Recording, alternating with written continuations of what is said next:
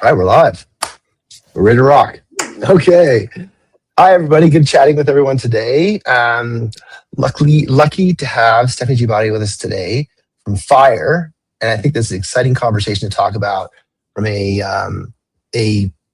first principles, the bigger problems we've got to solve, how technology is all layered in this, and how this is all coming together from a multifamily and I'll say property management perspective, broader speaking, and some of the big gaps we've got within the quality of the experience of working in this space, and the kind of things we want to solve to make this a much more sustainable industry for new people that are coming into it, people that are exiting it, how we're going to manage all this in between, because it is a people business, it's becoming a technology business, it is an asset business.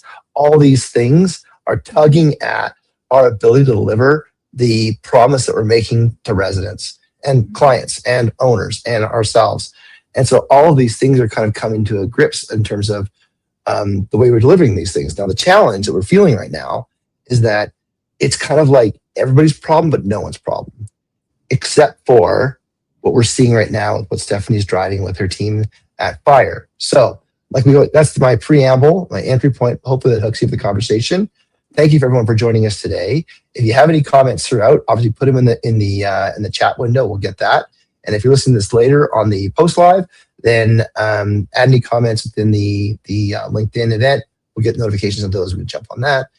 Apple, Spotify, podcast, listening through there. Follow, and subscribe. That always helps us get noticed from more people.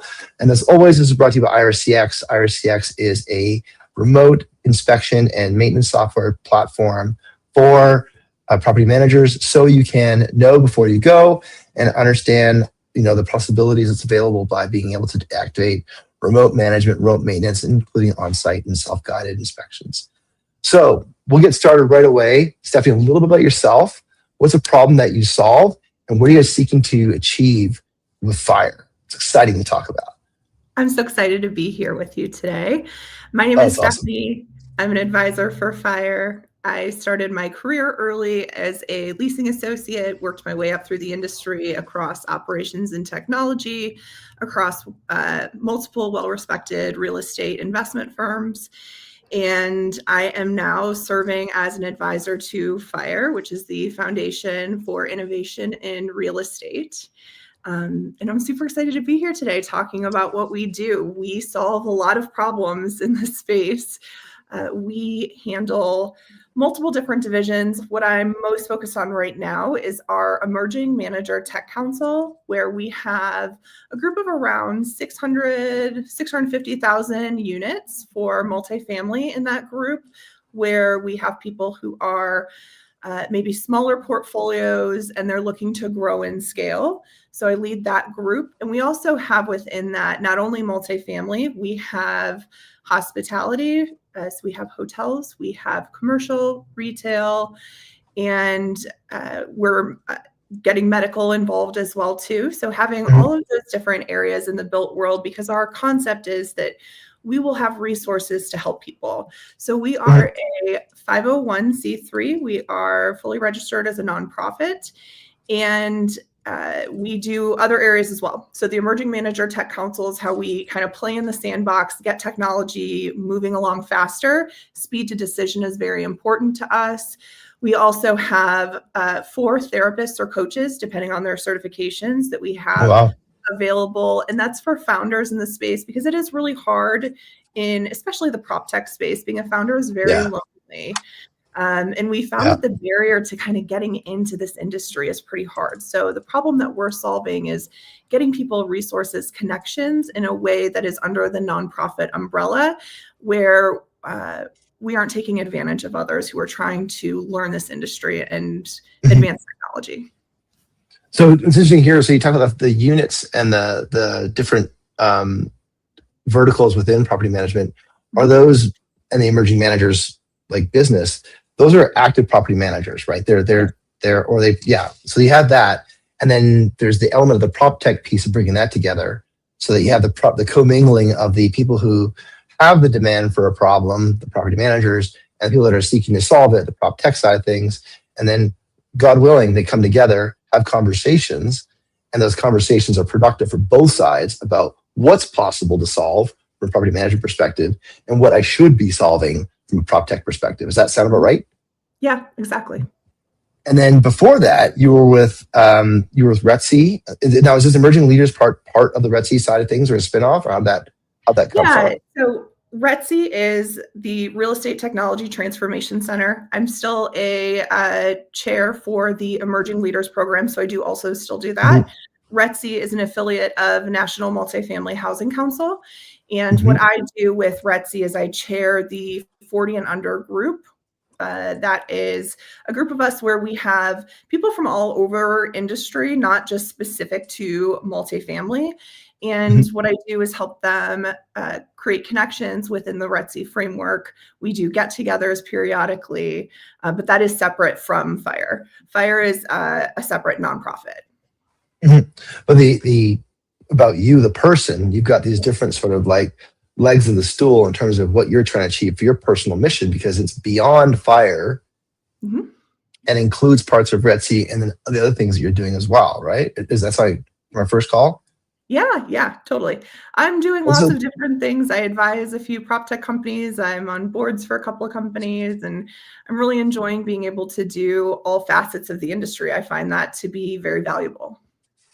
and you came in from property management and Mhm. into this space. So there's a moment where you like wanted to pursue something different than your prior property management career, but leveraging your unique experience and ability in property management to serve others. What was that like? Like, when did that happen? And that'll help us lead into the hell yes side of things. Yeah. You know, I'm not closing any chapter of anything that I choose to do in the industry. I think there's a world in which it's very likely that I end up acquiring a portfolio, working with a team Mhm, to be able to do that as an operator again. Right now, I'm mhm, really enjoying what I'm doing with Fire. So I'm really leaning into that because it's a much broader impact than what I would be able to do for myself. The market just hasn't been there right now for a lot of deals to be transacting. So right mhm. now I'm focusing on fire and then leaning into the prop tech space. I think once the market shifts, I may end up going back into the real estate investment side as well. So then why does fire like of all the things that are going on, Mhm. how is fire different than the other events, conferences, like objectives that that makes it a unique experience that everyone should consider? Yeah, it's a nonprofit. That Yeah. is something that, our approach is philanthropy. Our approach is to Mhm. give back. We don't want to just take your money to just take your money so that, Matt and I and the rest of the team make money off of this and have this be the thing. Our focus is to be able to actually advance technology and innovation within this industry. So for me personally, money isn't my biggest thing that I am chasing. I want to be Mhm. able to make an impact in this industry and in people's lives. And that is more valuable to me than being able to make money off of a real estate transaction or a prop tech exit. Right. And so then for those that you sell to, Mhm. why are they attracted to fire versus all the other things that they could be doing? Sure. Well, I'm It's not because selling anything. you're Yeah. still competing. Well, they're still competing, even if it's just their time. There's still a competition for their time. So, like, let's just talk about their time specifically. Why would they choose to allocate their time to an initiative that's fire related versus all the other things on people's to do list? Sure. We do a lot with academia and Okay. students to be able to get access to the next level of talent in the industry. I'm not seeing that from other conferences. There's also this high barrier to entry with a lot of conferences. Because we're a nonprofit, we are neutral in the space. We play well in the Mhm. sandbox with everybody, meaning we're not going to charge you differently because you're a supplier partner versus an operator. Right. We are saying we are people together collaborating in this industry. Who are the most impressive people in operations? Who are the most Mhm. impressive people in technology and in innovation in these different areas? How do we then teach the next generation to be able to learn? Because as those of us who have been on site and have had those multiple hats are sort of moving into different levels in the industry, there's a lack of education that's happening at the site level from being able Mhm. to kind of think bigger picture. When I think Mhm. earlier in my career, when I had just a 100-unit property, I did every single thing for that entire property. And we don't have that same level of interaction today because of the changes in technology. And it's important for people to consider that as well. So what we do is help provide those resources. We also have something, the robotics program. As you know, robotics is Mhm. incredibly expensive. There's a lot involved there. So we have donors who purchase space for us at different events, and then we will Mhm. have robotics companies come in to be able to showcase their technologies in a way that they never would have access to. Gotcha. And so the the ultimately the chooser, I won't use the word buyer because I'll be very delicate about that, but the chooser, they want to choose fire versus the other things because of the the is it the equitable part about, like, I'm trying to pull on a little bit, like, there's a lot of conferences, right? Mhm. And they there's been actually a lot of conversation lately of how conferences are having a hard time maybe delivering on the committed value, but we're still going to them, and maybe Mhm. having a hard time making them memorable because, like, they're all in Vegas last year, and do you really remember how Redcon was different from Optech? Like, or do you mix them up? Like they were in the same hotel. Like, it was like it's hard to really. They're finding a hard. It's so there's a lot of discussion around. It's hard to differentiate. And Mhm. this isn't just the conference. It's more than just the conference. That's kind of the apex of the year. But then how are you beginning to manage that differentiation around how people choose to spend their time?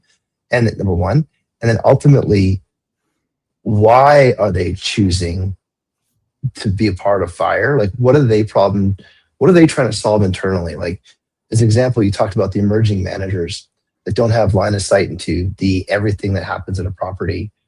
How is Mhm. that gap being presented so that they're like, I got to go find something to solve this? Where can I find that? Like, how is that emerging? So the first question is, how are you differentiating? And then for your audience that's choosing to be a part of fire, why are they choosing? So how differentiation, and then why are people choosing to seek to fire to solve their problems? Mhm. Got it. Okay. So we are differentiating again because we're kind of before people are ready for RETSI, before they're ready to commit I those level gotcha. of fees.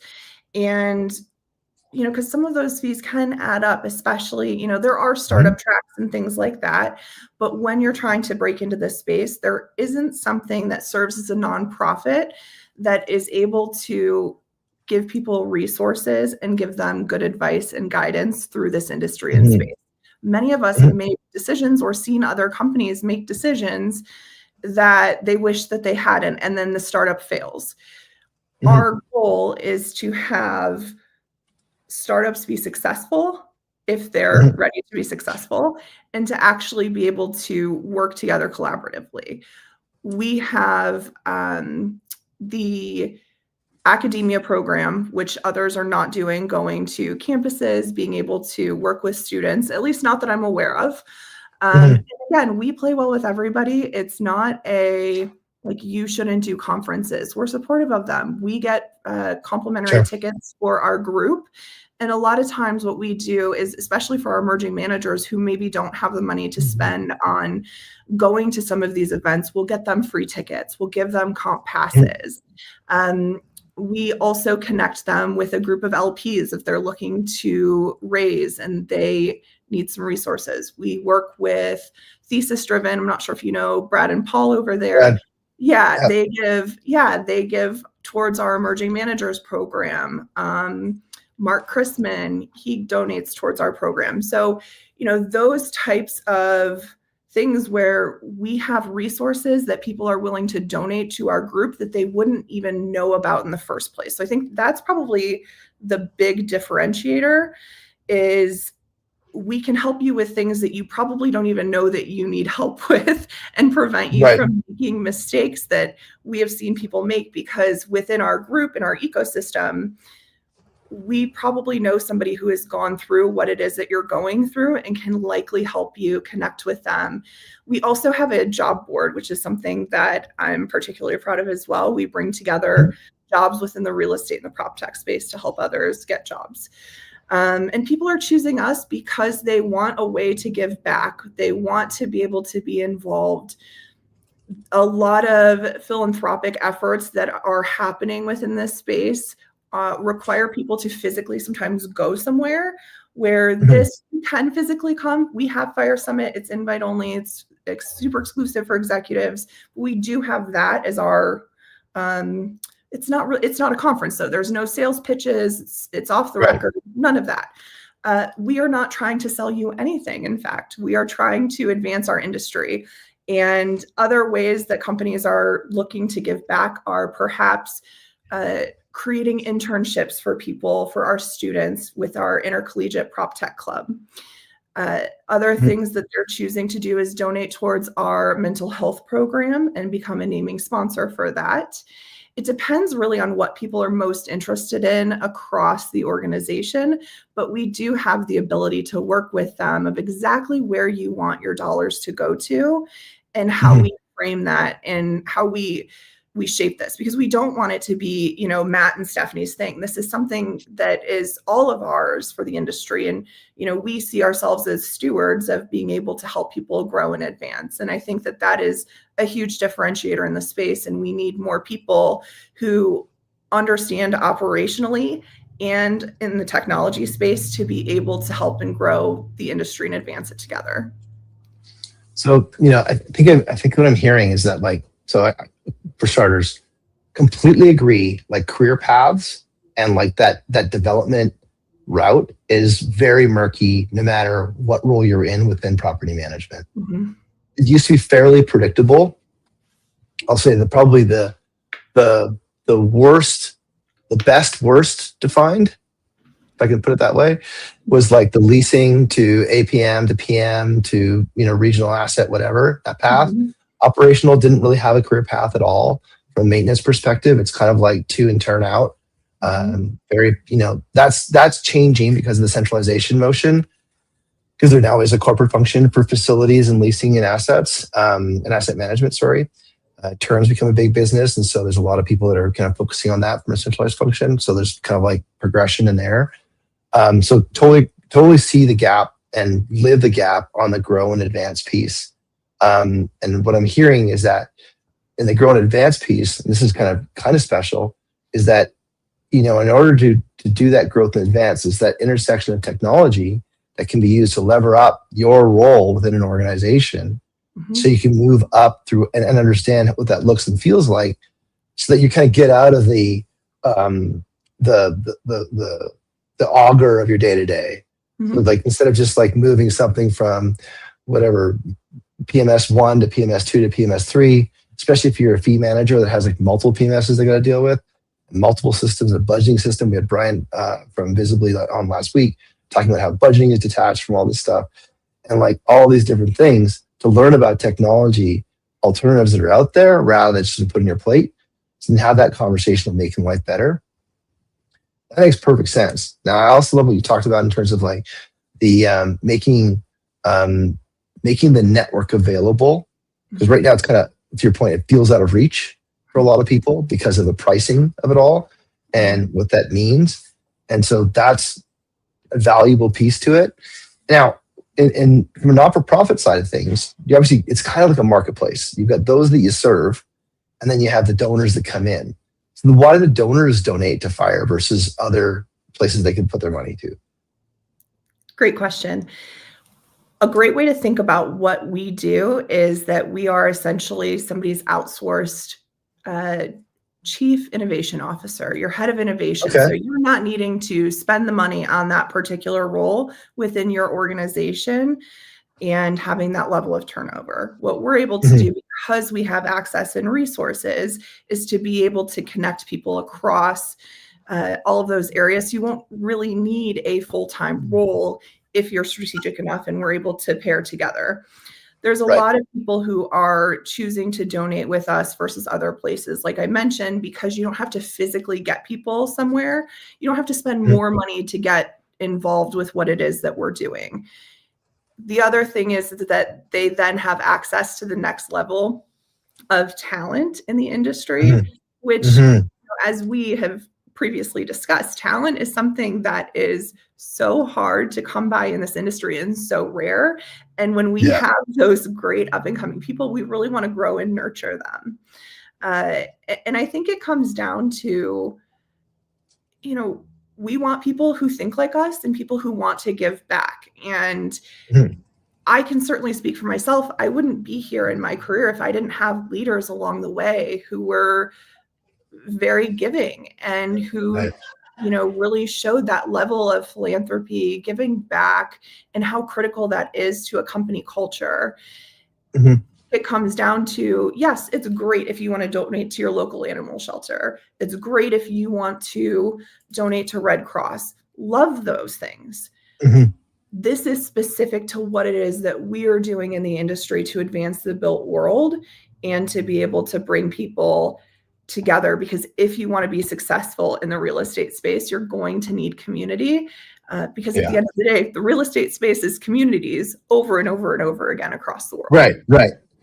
And I think that like what you achieve as well from the donor perspective is that this element of solving, like it's one thing to, like, let's use the Red Cross as an example, and by no means am I saying anything wrong with the Red Cross, but like it's an organization. It's kind of like United Way. It's kind of anonymous, Mhm. and you put your money there, heart stroke, whatever, and like you don't really know what happens to it. You don't really feel a benefit from that. I mean, you got your receipt, made your donation, you feel good about it for a heartbeat, and then but then you talk about like this, you can actually see the benefits of the work that's being done because it affects the gaps that you might have in your industry. Does that Mhm. sound about right?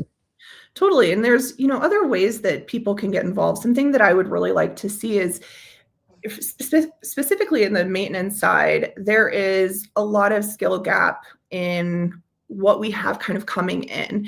And I think Mhm. that if we were able to, via the nonprofit, work with people before they're even in college, maybe we get them introduced to a trade school, maybe we get them some facilities type training in this industry, because we are all going to need plumbers, we're all going to need electricians, we are Yeah. all going to need our facilities people. They're critical. And I would argue it's Mhm. probably the most critical role in the property operations ecosystem, because they are so intertwined with your residents day in and day out. So, what I would Yeah. like to do is be able to provide resources. And that might mean doing things like we have, you know, owners of apartment communities that maybe donate an internship as well as a paid apartment for 6 months for somebody who maybe doesn't have those resources. That's how Mhm. we're going to be able to tangibly make a difference in somebody's life, because we've given them resources and access and connections plus education. So, doing things like that and really cross collaborating, but that's going to involve working with owner operators and then potentially people in the tech space as well to be able to bring them Mhm. in. But there is a really big um, gap in trying to get that boots on the ground talent. And it's not always a known about industry. Most, like, I don't think I know anybody that was like, I'm going to be in property management, or I'm going to do this when I grow up. Like, we all kind of fall into it and we go Yeah. along the way. Uh, but I think it would be really great via the nonprofit to be able to bring more awareness to that so that we are able to encourage and educate people. It's funny. Like, I don't, do you know Chelsea Nealand? She tells a Yeah. story how she got, to your point, how everyone gets into it, falls into it. She was working a kind of a retail job, and uh, an APM or PM came in and said, "Hey, you've got a great smile. You should start in leasing." And then Mhm. like now look where she is right now, right? It's just like it's kind of crazy how she got into it completely detached from what her core unique ability is, but she's able to actually like lead and mind share and do the things that she's amazing at in this space. But that's not how she got into it. She got into it because she's got a wonderful smile, and she's great, and she's incredibly congenial and Mhm. someone you want to be with and hang around with. And boom, that opened the door for her to be able to show the world how incredible she is at research and conclusion and leading. It's wild. Yeah, and I have certainly hired many of people when I go to check into a hotel, like if they're really nice, like, would you like a job For in the sure. real estate space? We For have sure. better hours in the real estate space than the hotel space if you would like to be in multifamily. Um, a little bit more predictable versus 24 hours, which is hotels. Yeah. Also restaurants too. I think that's always like Yeah. a great place to find people. But yes, Chelsea is fantastic. So when you look at the world, like the big problem we've got is, I mean, so there's things that are true. We Yeah. know that there's going to be more units than we have today Mhm. in 5 years. So, 45 million overall rentals, 15 of that is single family. So let's call it 30 in multifamily, plus the commercial, plus the student, plus the other ones. I don't know a number on that. So there's a big pool of it, and it's going to get bigger. We're going to be adding, I don't know, maybe 400. I don't know what the forecast is for the next couple of years, but let's call it a million units every 3 years, probably 300,000 to 400,000 a year. So those are going to require a whole lot more people to manage. Now we are getting better at some of the people some of the operations. We don't use as much people to do it, but we still need people. It's still a people business, Mhm. and the caliber of the people is getting higher because it's kind of more organized and more, there's more technology involved. And you're seeing a huge gap and you're hearing a huge gap in terms of we don't have the people to manage these properties anymore. So it doesn't matter if we build an amazing building, it still needs people to run it. Mhm. And the gap in order to realize those returns on those assets is a pool of individuals that want to do this work, are able, they get it, they want it, and they have the capacity. Get it, they understand the business of property management. And I the see different you with that varieties of it all. EOS GWC in there. Oh, you got that, hey? And then and then they want it because they see a career path ahead of them that's pretty murky right now, Mhm. and the capacity is something you can be taught. So Mhm. like I'm trying to hearing what you're talking about. Like it's like that part right there is the get it, want it part. And maybe Mhm. because everybody, this is just turning on for me in real time, is like everybody falls into it, but why is that? We kind of pull at that thread a little bit. Did everybody get it when they first got into it? They kind of just like were a good fit for personality wise. Like Chelsea's story, your story. And then like did everybody eventually want it when they eventually want it when they saw the career paths emerge before them? But nobody started on day zero with a get it, want it perspective. And so the capacity to be able to do the job is something that, evolved. I mean, I seem to think that it happened. Didn't make it happen. It happened to them. Mhm. Whereas like there's a bit of luck, a bit of circumstance, a bit of timing, and that's how your career path evolved. And what you're talking about with fire is really formalizing the education around what this career can look like, Mhm. the wealth and the value that can be created depending on your roles, and then ultimately um, helping those people understand that there's a path forward for everyone in this industry.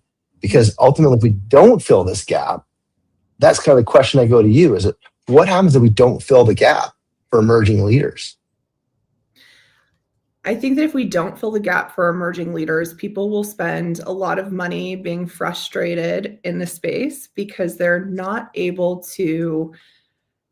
What I see is that technology partners aren't able to find innovative operators who are willing to play in the sandbox with them Mhm, in order to be able to advance.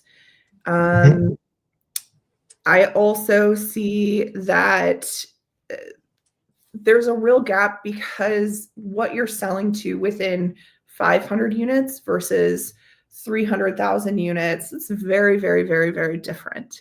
mhm, So I continue to see um, a lot of skill gaps there. And mhm, and I think don't if we don't lean in here, there's going to be a lot of vacancies that leads to poor resident retention. It leads to the assets not being maintained well enough in the ways that they Mhm. should be. Mhm. And it also leads to your good people being burnt out. I can't tell you how Mhm. many times I've been short-staffed at a property and I've had, one of my best maintenance supervisors, but if Mhm. they are the only one doing that, then they're the ones taking on call. There's a heavy level involved with that. And another thing that I think, I personally would like to bridge a little bit of the gap with is the way that we exit within prop tech and real estate is just as important as the way that we come into the space. Okay. Meaning, when you sell your property and all of those team members may or may not have a job again, that's something that is a really big gap in the industry. And I think that it is a barrier to entry of people who are trying to choose real estate versus something else. Because, Mhm. for example, if you're with a small to mid-sized owner operator and there's only a few properties in a certain area, you live on site, you find out that they're going to sell the property. Mhm. Okay, then what happens? They sell the property. If you're not offered a new position or they don't have another position, you have to start with a brand new company. That often means that people who are typically not making above 6 figures are having to then change health insurance, perhaps pay Cobra for a period of time. And it's kind of this thing that's unseen and not talked about in the industry of how impactful that is to that site team level. And Mhm. I've seen a lot of people actually leave the industry because of they're like, yeah, I don't want to go through that again. It's too risky. So I'd like to, from a nonprofit perspective, be able to collaborate of like, how do we create some sort of a program for people who are really talented, and if they just are going through a sale or transition and there's not space for them, how do we help them? And I see that Mhm. as the job board too, but I see that as being something that um, it's a real source of anxiety for people in the field that many aren't willing to talk about with their leadership because it's just a vulnerable thing to talk about. Interesting.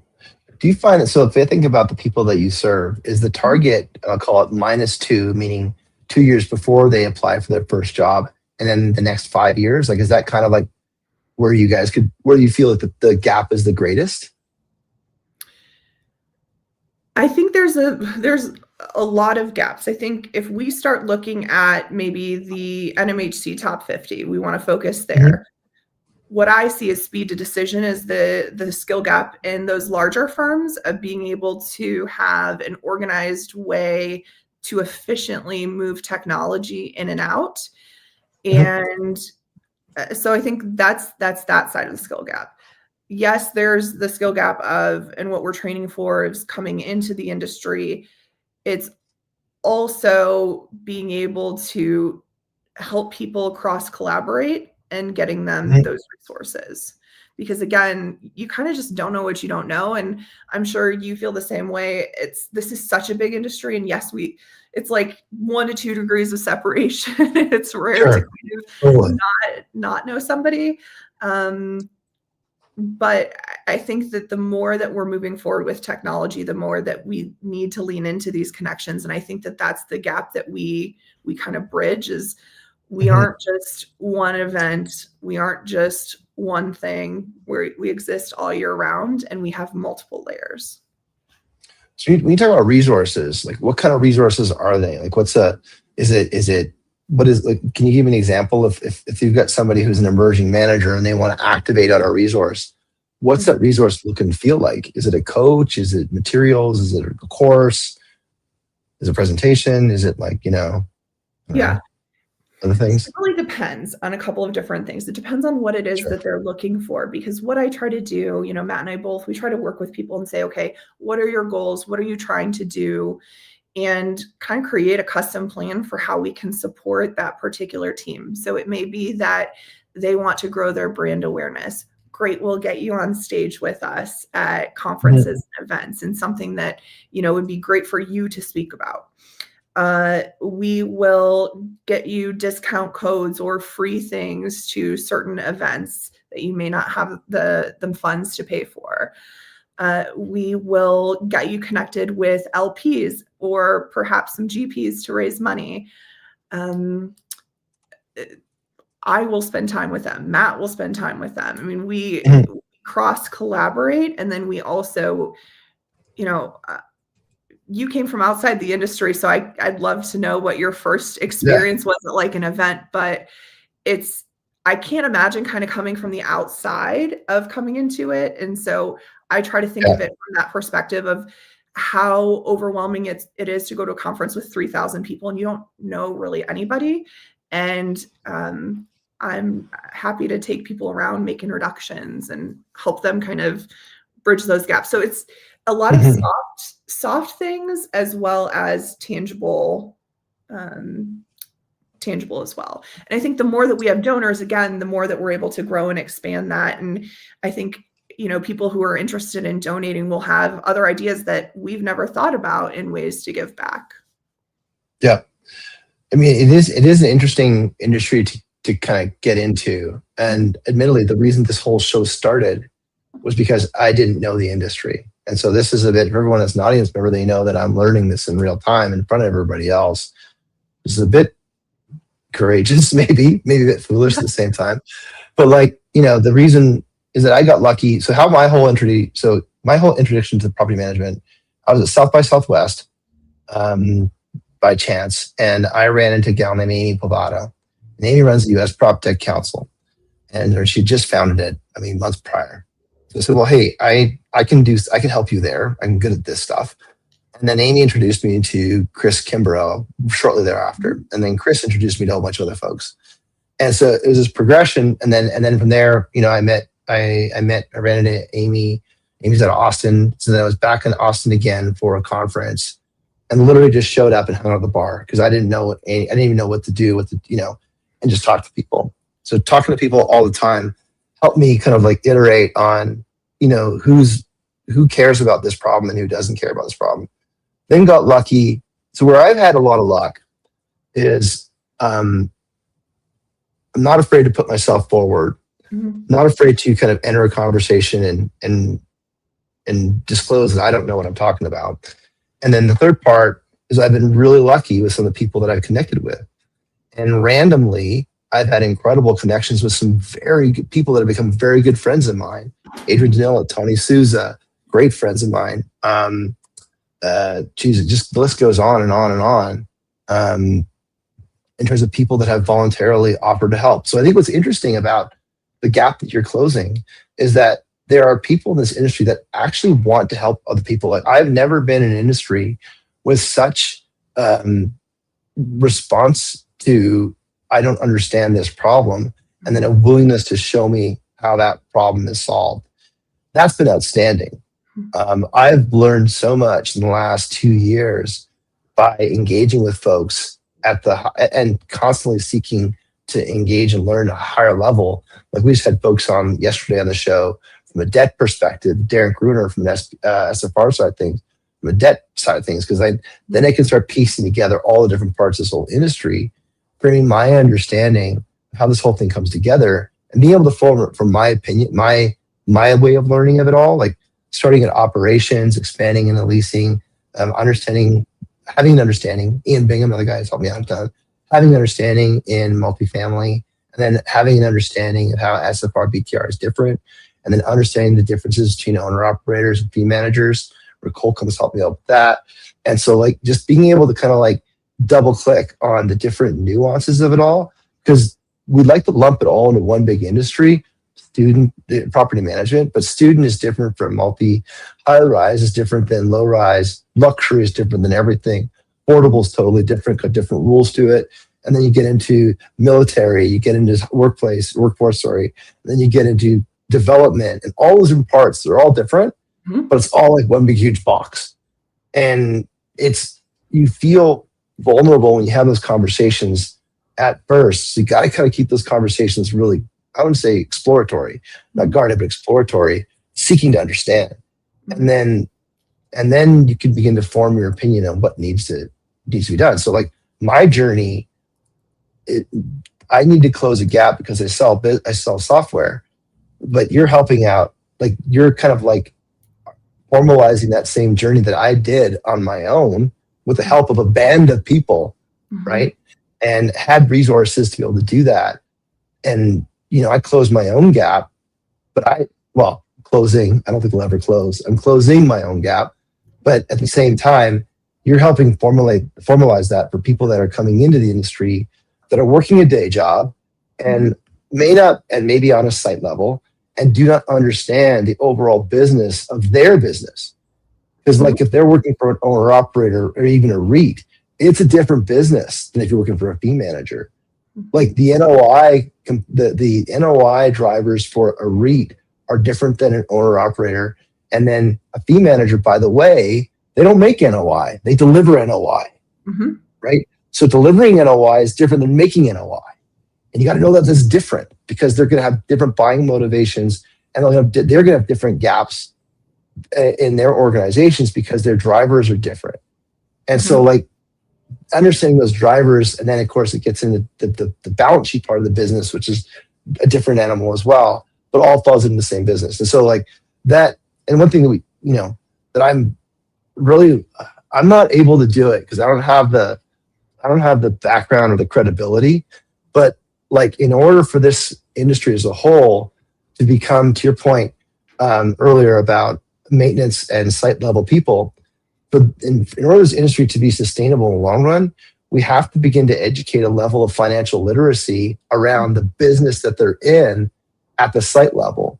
And because the people that are operating at the site level, they need to understand that how NOI affects a cap rate, how capital versus discretionary versus expense beside budgeting, how property tax, interest, insurance, all that affects the overall start of a business, why leasing is so important, and understanding that whole structure of the P&L statement. Because ultimately, if we're going to really have progression in these careers in this industry, there has to be people that are promote worthy, right? Because like if we start bringing in people like me into the industry that didn't spend time on site, but have experience in other industries, I'm going to have to take that learning curve to learn what's happening within multifamily or the other verticals and do that independent of my ability to add value. And so that can do a couple good things. It could bring in new ideas, which I think this industry needs so bad. It could bring in new technology, which I think this industry needs so bad. But it's gonna come with a bit of friction. Because like someone like me needs to have 150 getting how the LES shows to actually learn about this industry wholesomely versus, understanding it when I come into it. Like the get it part, right? The get it part is something that needs to emerge and evolve. And it's a big gap. So that's what I keep hearing is that gap of like, where are these next leaders going to come from? You're passionate Retsy, you're passionate in the under 40, you're passionate with fire, and your ability to deliver on those commitments by connecting them with mentors, donors, advocates within the industry to be able to enable this. Because they recognize that if we don't solve this problem, the 0 to 5 career year people, we're going to have a big problem running these businesses. Because like eventually they want to retire, they want to move on, and the backfill just isn't emerging because of the competition for good talent, especially in asset-related industries. There's entire verticals that are emerging that didn't exist before. Like you could talk to somebody who's like a VP of asset management. When they started, they didn't have a data center choice. They didn't have, pick your other asset vertical that's emerging. They didn't have that choice. And so we're competing with those people, private equity getting into the game for maintenance and operations people. So like those choices didn't exist. So it might have been simpler. And so like the stress, the anxiety, all those choices come from a lack of understanding. Well, not only that, but I think, something lack of clarity and lack of understanding. Sorry. Yeah. Something that I saw over and over and over in my career is people making technology choices and decisions that they didn't understand the implications of and how broad that could affect their business. So, for example, if you're rolling out a brand new property management system, why is it so important to be able to have that data migration?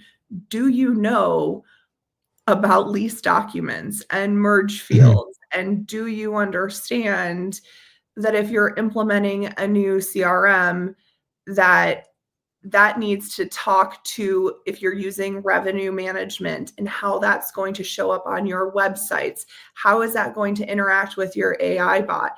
These are all things that didn't need to be thought about years ago. And the Right. amount of change management that, we're able to help people avoid the bumps and bruises through, that is worth a donation all day long. Yeah. Because Yeah. your website goes down, you're not leasing, and let's just say the average vacancy lots, let's call it $50 a day. It adds up. And when you're looking at where do you want to spend your time, money, energy, effort, and how do you want to leave this industry? And I think that is really important. I personally would like to leave this industry better than how I found it. And it's something that I think we have a lot of opportunity to do. And there's a lot of political changes. There's a lot of, this concept of the landlord sort of being the bad guy, when at the end of the day, I can tell you, I have always been very passionate about providing good, clean places to call home for people. And most people in this industry, as you've mentioned, we are like aggressively helpful. And so, awesome. yeah. That's kind of what I would like to leave, is that, let's not make those same mistakes, and let's learn from those things. Let's be good to one another. And one of the things that I love about prop tech is because it is so big, there is a world in which everybody can win, because you can have multiple of the same thing. There's a huge market there. It feels like the gap that you're closing is like the career path in, especially the early years of career path in property management. It's like a hard mode. And how can we make this easy mode for everybody? Right. And if we make it an easy mode, then we can, it's going to be easier for everybody else downstream from a profitability and NOI perspective or asset valuation, depending on your seat, or even just winning fees, right? Because they're going to understand the nature of the business, and that's just not being provided. Now, I got a question for you. So, like, for the individual companies, even let's say mid-size fee manager, not so much top 50, but somewhere in that like 10,000, 15,000 unit space. Well, why are they not motivated? Because they seem, because they move faster than the top 50, right? So how are they closing this gap right now? Or is it just a risk they just live with? Well, that's really kind of the sweet spot that we have found, is that asset size, that's really where speed to decision is important. That's really where my focus is groups and organizations within that level. We do have some larger players, of course, but those groups are the ones that I think have enough resources to be innovative, and that they're able to kind of execute internally. One of the things that we also do is provide free pilot docs that we've had. Some of our donors are, we've got Stack Point, Goodwin Law. Goodwin Law went through, had multiple attorneys from their firm. We've had some others go through it to make sure that, again, we have pilot docs. You can just put in your KPIs, and then we're using technology faster, because it's like, yeah, this is a really cool thing. Let's try it. The other thing that we're able to do is kind of explain to people, maybe provide recommendations for best use of their funding, depending on where they are. If somebody is pre-seed, maybe you don't need to spend $100,000 going to an event. Like, we help people avoid wasting money on things that they shouldn't. Right. When you're out there talking, so then, I kind of like rounding it out. We've got kind of three choosers, buyers, choosers. You've got your prop tech company organization. You've got your, I'll say, -2 to 5-year career person. So before they even know about the industry, like you mentioned, the college years, when they start in their first 5 years. And then you've got your donors that are, veterans in the industry that see the gaps that need to be closed. And so bringing together the veterans, the early start, emerging leaders, and then the technology prop tech folks. And We create a capital. The other thing is and we give them access to capital. capital. Okay, so and capital like that brings us quite a it's a catalytic conversation, right? Because you've got people that have capital to invest, you've got people that are energized about their career, you've got people who know the big like the high level gaps and the problems, and you've got technology folks that want to have these things solved. So those four individuals can kind of make anything happen, right? Because you've kind of got everything you need. You got the steering, the horsepower, the problem, the roadmap. So like in that context, like how it's hard to get all those four people, all those four different stakeholders bought in. So like, and then we'll transition after this, but like how do you get those four stakeholders bought in on solving the problem, which I think you've done a great job of articulating, that you need those four people bought in to solve the problem. So how do we get those four, because it's not wholly owned by each person, each stakeholder, how do you get them together to agree that it's they're either complicit in the problem by not trying to solve it, or they can be attributable to solving the problem if they commit to trying to solve it. They're part of it. Like those four stakeholders, it may not be on their top of their to-do list, but it's something that they have to bear the pain of it not existing. So how do they get involved? How do they choose and find this? Well, I think the main thing is finding like-minded people, and people who have that philanthropic mindset and want to give back and see that there's a broader picture. You know, I'm not saying that you have to donate to us, but you should donate somewhere to something, because it's good for just personal well-being. It's good for your organization to have a philanthropic approach. So I'm not saying, of course we would love for you to donate to FIRE because it's within, our specific industry, but broadly, people should be donating more than what is happening. And getting people who have that same thought process together, people who are willing to be creative, and people who have felt the pain of those interactions not working out. I mean, how many times as an operator have we gotten to the point where we're in implementation and then we find out something is wrong and it has cost us weeks of work? And when you start to add together that money and time, because time is money, that's, what you're saving. Wow. If you go back and take a look at kind of like because you've got a really dynamic career with respect to the things that you've been involved with, from an operator into the technology pieces, and now on the philanthropic side. Like, what kind of advice would you give yourself when you first started, that given what you know now? I wish I had thicker skin earlier. Okay. I think that it took me a while. I'm still, I'm soft-hearted, but that's probably why working at a nonprofit is so good for me. Sure. But, I think that I would try to teach myself to, I don't want to say care less, but try to keep things at a little bit more of arm's length. And I would have stood up for myself differently in certain situations than I did before. So I think really just, I think I probably would be a little bit stronger in hindsight. Well, and to give yourself some permission here, like, how your personality is to take things personal. Like, it's to say, take things personally can be a detriment to someone who's, the fact that you take things personally is why you are more mission driven than the average bear.